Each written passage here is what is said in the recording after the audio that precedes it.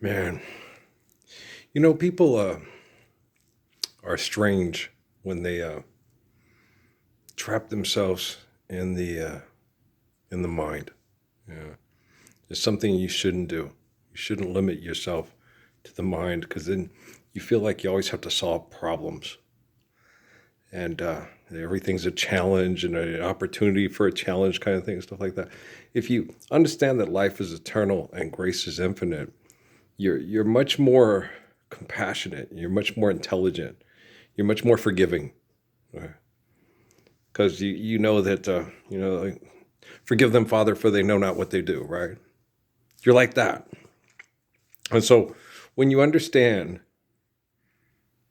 that it's right to love, and when other people don't understand that, you have the capacity to eternally forgive them. Right? Which is really cool. It's being like Jesus. And I think it's hard for a lot of people throughout time since the example of Jesus Christ. How many people in the world, okay, have turned Jesus into their alter ego? They make him into this superhero. My dad's better than your dad. My dad can beat up your dad. My dad's the greatest. My dad's the best. And that's Jesus. Okay. Jesus is that Shiloh, when I was young, I used to call your name. Shiloh, Shiloh, you always come today, right? Isn't that Jesus? Isn't Jesus Shiloh? Held my hand out, I let her take me, blind as a child. All that I knew was the way that she made me smile. She made me smile, and then she takes that away, and then you ask Shiloh for help, right? And how many people is Jesus Shiloh? Take this burden away from me. Fix this. Buy me something. Give me sex. Because Jesus always told me that. They always ask for money and sex. I know, Jesus, I know. It's about the only time most people ever talk to Jesus, okay, is about sexuality and money. Those are the two main topics that most people talk to Jesus about. If you don't believe me, just ask DARPA or the NSA or the CIA or the FBI. Jesus? It's always about sex and money. It's not about love. It's not about living the Lord's Prayer. It's not about, why can't they all live the Lord's Prayer so we can all share this world in peace? It's not, it's usually about sex or money. Like Crom with Arnold Schwarzenegger as Conan. And if you can't give me revenge against James Earl Jones, then screw you, Crom, right? And so you can't give me what I want. You're not useful to me. Leaving me to doubt all about God and his mercy. For if he really does exist, why did he desert me? Right? And the thing is Jesus doesn't tell you he's God. Okay. He says, I am the light, I am the way. None of the faith of Father Abraham except unto through me. Right? That all these people are becoming Romans. And they're denying and turning their back on the faith of Father Abraham. That they will deny me and then go to war over Roman money. And everybody will sit there and say, support Israel. And my sister will sit in the kitchen and tell me what a good guy Benjamin Netanyahu is. Like, don't you think your brother's might be a little bit better, or maybe a lot bit better than Benjamin Netanyahu, Linda? You guys have cell phones. I didn't bring one. They're recording this, and this is going to be how to live the Gospels without writing them down and trying to sell people heaven and hell at a church store, right? Fuck, You have to be pragmatic with people and you have to be honest with them because this is what's happening, okay?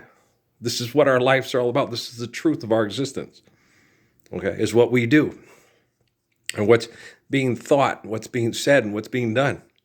And now we have cameras to record it all.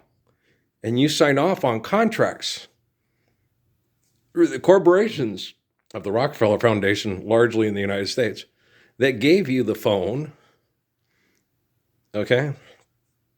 But it's their phone. You signed a contract. I don't. Yeah, I guess, yeah, because Dad signed a contract for the internet access. And so, yeah, technically I do. I agree to it. You have to do YouTube and stuff like that. So you're basically just giving them your life as they perceive it, but it's not true. It's not true. You can do with your life what you're going to do with your life. If they're going to torture you and make you, they're going to kill me. It's real uncomfortable with the stuff, with the effects of that chemical poisoning that I recovered from at that store and the other stuff that happened there. And then that vaccine, the way that it affects my body, it's real hard to get the shit out. And probably take me about another 2 years because I'm patient. And I take my time because I'm still in a stressful and toxic environment. So I don't, I got to fight to stay alive. I don't work like that. Okay.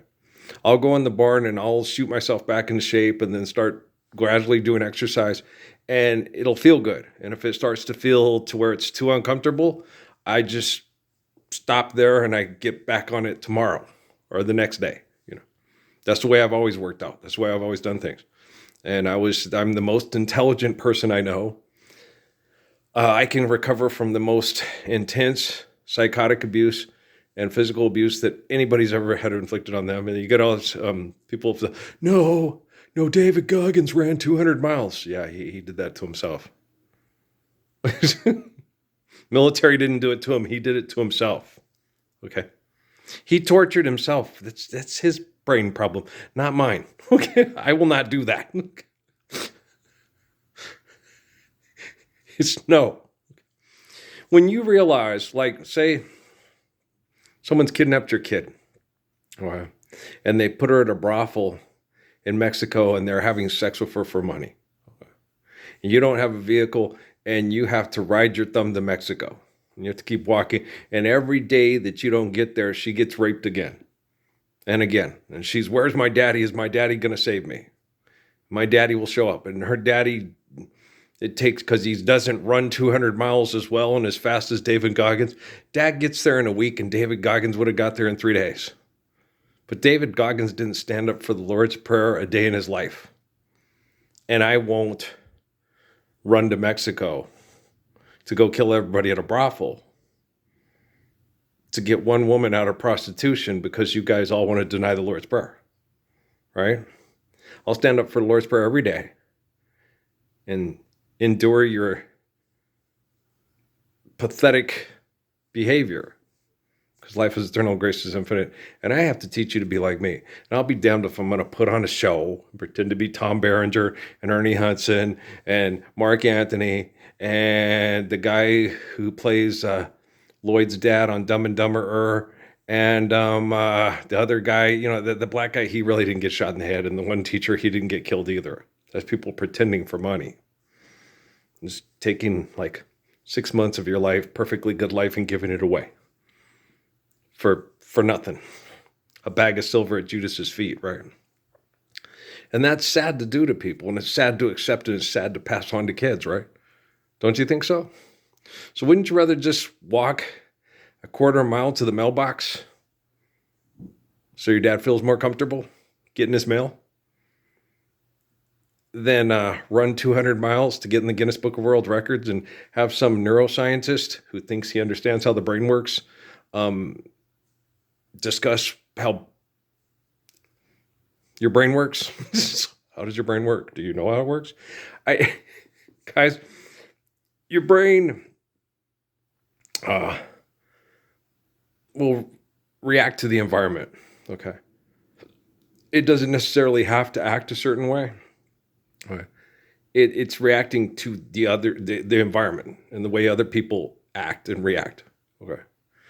So your brain will, like Judah Krishnamurti used to talk about when he talked to scientists about it, he said, the brain functions better when you're loved, okay? Because abuse is depressing. And then depressing, you get David Goggins and Andrew Huberman. There's all stick and no carrot. No. That's what they do with a horse, okay? You're not a horse, you're a human being. Okay, so forgive debt and trespass, love one eternal faithful peace. And I don't need you to show up. I just need you to submit to faith in the glory of God. That's all Jesus said. You don't need to show up. Because I can't see everybody, can't hug everybody, and can't tell them, good job, you stood up for the Lord's Prayer.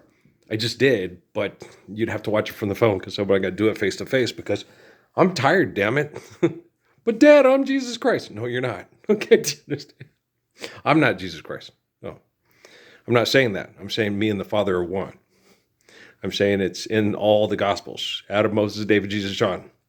It's in the Quran. It's in the Bible. They say it's in the Torah. But the Torah, you got to understand the people that use the Torah are the ones that don't accept Jesus as the Messiah. Okay? And you've got to understand that. And if people don't accept Jesus as the Messiah, they've lost their way. And their religion has become tribalism and not the understanding of eternity through faith in infinite glory. You understand? Okay, so I'm not saying get angry and hurt people. I'm just saying forgive debt and trespass, love, one eternal, faithful peace. You can do that. You're like Abraham and Jesus and Muhammad and Haile Selassie. And that works. Oh, and don't forget Joseph Smith. Yeah. People get all butthurt. You take a corporation and go sell chicken sandwiches at a hotel. Okay. I love you guys, all right? Peace.